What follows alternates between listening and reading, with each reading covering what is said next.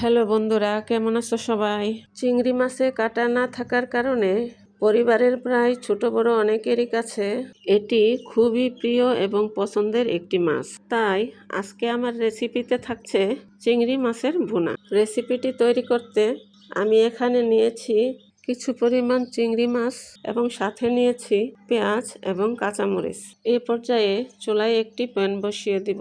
Pan গরম হয়ে গেলে দিয়ে দেব তেল এবং তেল গরম হওয়া মাত্রই দিয়ে দেব হলুদ এবং লবণ দিয়ে মেখে রাখা চিংড়ি মাছ। মাছগুলো এখন এক পাশ ভেজে নেব।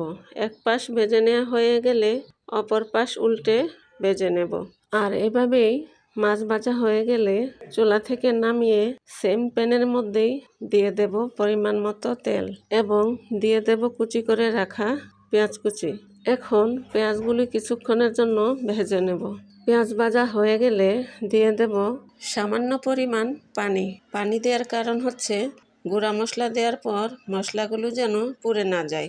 এবং এ পর্যায়ে এক এক করে দিয়ে দেব হাফ চামচ হলুদের গুঁড়া, হাফ চামচ জিরার গুঁড়া, হাফ চামচ ধনিয়ার গুঁড়া এবং এক চামচ মরিচের গুঁড়া ও পরিমাণ মতো লবণ। দেন হচ্ছে সবগুলো মশলা একসাথে খুব ভালো করে একটি হাতার সাহায্যে নেড়ে মিক্স করে নেব। এভাবে মশলাগুলো কিছুক্ষণ কষিয়ে নেব।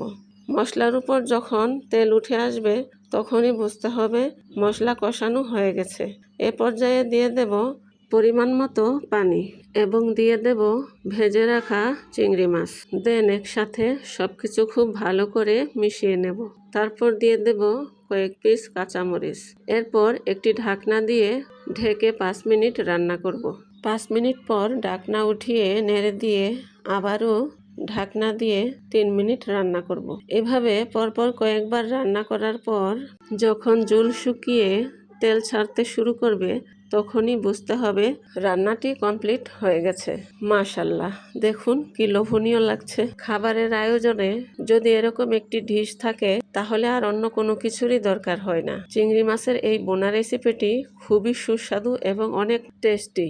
অতিথি আপ্যায়নেও এই ডিশটি প্রেজেন্টেশন করতে পারবেন। তাই এরকম মজার মজার রেসিপি জানতে হলে কেউ যদি ভিডিওটি ফেসবুক থেকে দেখে থাকো তাহলে একটি লাইক দিয়ে পেজটিকে ফলো দিয়ে রাখবে। আর যদি কেউ ইউটিউব থেকে দেখে থাকো তাহলে চ্যানেলটিকে সাবস্ক্রাইব করে পাশে থাকা বেল আইকনটি ক্লিক করে রাখো। আজ এ পর্যন্তই, দেখা হবে আবার অন্য কোনো মজাদার রেসিপির সাথে। সে পর্যন্ত ভালো থেকো সবাই। আল্লাহ হাফেজ।